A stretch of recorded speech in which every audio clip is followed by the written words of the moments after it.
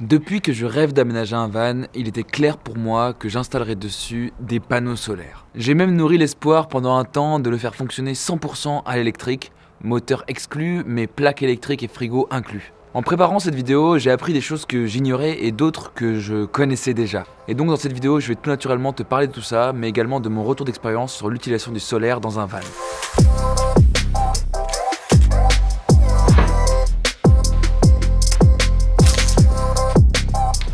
Commençons par un petit peu d'histoire.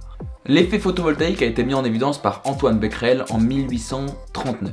Ouais, il y a presque 2 siècles. Mais c'est uniquement à partir de la deuxième moitié du XXe siècle que l'on a commencé à développer cette découverte. C'est en 1954 que les laboratoires Bell ont présenté la première cellule photovoltaïque qui alimentait un appareil domestique. Au cours des années 60, la principale utilisation des cellules photovoltaïques était pour les satellites. Et notamment, le premier satellite qui utilise les cellules photovoltaïques est le satellite Vanguard. Au cours des années 70, le photovoltaïque est utilisé pour répondre à des problématiques de cas isolés, que ce soit terrestres ou maritimes, et pour donc alimenter en électricité ces endroits qui ne peuvent l'être par un réseau normal. Et en 1974, à Albuquerque, au Nouveau-Mexique, et pour la première fois alimenté intégralement un bâtiment par de l'énergie photovoltaïque. Après les années 2000, l'utilisation du photovoltaïque s'est largement répandue et aujourd'hui on en trouve partout, que ce soit pour alimenter des bâtiments, des fermes électriques ou, dans notre cas présent, des vannes.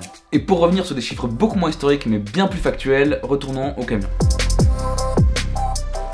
Comme prévu, parlons donc des chiffres de ce van, Polo, mon van que j'ai depuis maintenant plus de 2 ans. Lors de la construction de Polo, mon van, j'ai installé 2 panneaux de 270 watts chacun, ce qui nous fait donc un total de 540 watts. 540 watts, ça veut dire quoi? Ça veut dire que c'est le maximum d'énergie que mon van, enfin que le solaire de mon van peut produire pendant 1 heure. On parle donc de 540 watts heure. Attention, j'ai bien dit que c'était le maximum que le van pouvait produire, c'est-à-dire qu'il produira maximum 540 watts dans l'heure si toutes les conditions sont réunies pour qu'il les produise. Que toutes les conditions soient réunies, ça veut dire premièrement qu'il faut qu'il y ait du soleil, deuxièmement que les panneaux soient eux-mêmes exposés au soleil. L'idéal est que les rayons incidents du soleil soient environ à 90 par rapport aux panneaux, mais ça on va en reparler juste après dans la vidéo. Bref, grosso modo, il faut que la journée, le temps soit ensoleillé et que les panneaux, les cellules photovoltaïques soient exposés au maximum au soleil. Et donc si toutes ces conditions sont réunies, mes panneaux dans mon cas vont produire entre 0 et 540 watts. Pour vous donner un point de comparaison, un chargeur de téléphone portable consomme environ 20 Wh, un chargeur d'ordinateur consomme entre 100 et 150 Wh et un chargeur de One Wheel par exemple consomme 300 Wh. Ce qui veut dire par exemple pour un One Wheel que s'il faut 1h50 pour le charger, il va falloir que mes panneaux produisent minimum 300 watts pendant 1h50. Sauf que dans mon cas, tu te doutes bien que je ne charge pas que mon One Wheel, mais bien beaucoup d'appareils électroniques et notamment un appareil qui me bouffe beaucoup d'énergie puisqu'il fonctionne en continu, c'est le frigo. Pour mieux comprendre combien d'énergie je produis et combien d'énergie je consomme, on va parler en jours. Et on va surtout parler en jours d'été et en jours d'hiver. En jour d'été, on a environ 10 à 12 heures d'ensoleillement dans la journée. Donc on va dire qu'on va avoir 7 à 8 heures de production efficace. Donc on va maximum produire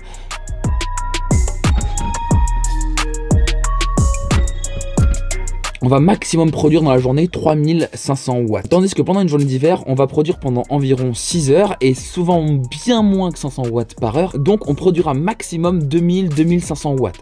Tout ceci sont des maximums, il suffit qu'il y ait des nuages, que les panneaux ne soient plus exposés ou plein d'autres raisons et vous produirez beaucoup moins.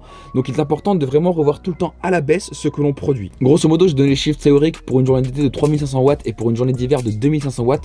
Mais en vrai, ce que je produis moi, et ça c'est une donnée que je vous donne avec l'expérience, c'est environ 2000 watts en été et 1000 watts en hiver. Tout ceci est lié à des coefficients de productivité des panneaux qui avec le temps diminuent, également à toutes les pertes que sont liées aux conversions des énergies en passant par les appareils tels que le convertisseur, les batteries ou même le petit chargeur de téléphone portable. J'en ai pas juste ici, je pourrais pas vous le montrer, mais vous avez compris. Donc bref, dans mon cas, je produis, comme je le disais, entre 1000 et 2000 Wh par jour. Ce qui est pas mal. Franchement, entre nous, c'est vraiment pas mal et ça me permet de vivre pratiquement de façon autonome. En tout cas l'été. Un peu moins l'hiver. D'un côté de la consommation, ce qui consomme le plus chez moi, comme je le disais, c'est mon frigo qui consomme entre 300 et 500 Wh par jour. Bien évidemment, mon appareil photo, mon drone, mon ordinateur, mon téléphone et tous les autres multitudes d'objets connectés. Donc bref, en mettant tout bout à bout, je suis environ entre 1500 et 2000 watts de consommation par jour. Ce qui me permet, comme je disais, d'être autonome complètement en été et presque en hiver. En hiver, je fais un peu plus attention, je me limite un peu plus.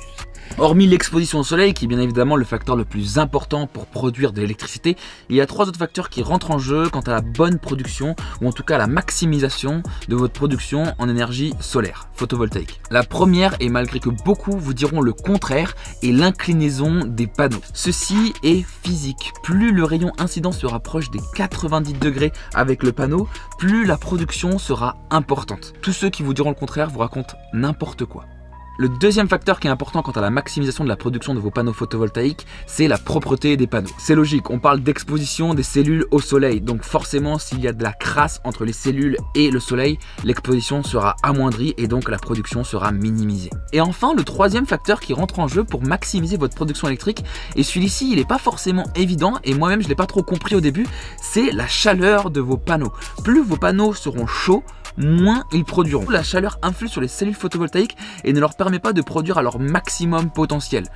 Donc en gros ça veut dire qu'en hiver vous allez plus produire d'un point de vue chaleur mais moins d'un point de vue exposition au soleil ou incidence des rayons puisque le soleil est beaucoup plus bas, mais qu'en été vous ne serez pas non plus à votre maximum de production puisque vos panneaux seront trop chauds. Donc l'idéal en fait pour une production électrique maximale, c'est d'être dans des températures régulées avec une inclinaison des panneaux solaires au maximum proche de 90 avec les rayons incidents du soleil et avec des panneaux bien évidemment le plus propre possible. Voilà les amis, j'espère que cette vidéo vous aura intéressé, que vous en avez appris un peu plus sur le photovoltaïque et son usage, que si vous réfléchissiez à en mettre sur votre van, votre tiny house, votre maison, quoi qu'est-ce, vous avez des nouveaux éléments pour faire un choix. En tout cas pour ma part ça m'a fait plaisir de parler d'un sujet qui est un peu plus physique, un peu plus mathématique, un petit peu écologique également. Et voilà, et je vous retrouve peut-être demain. Bisous.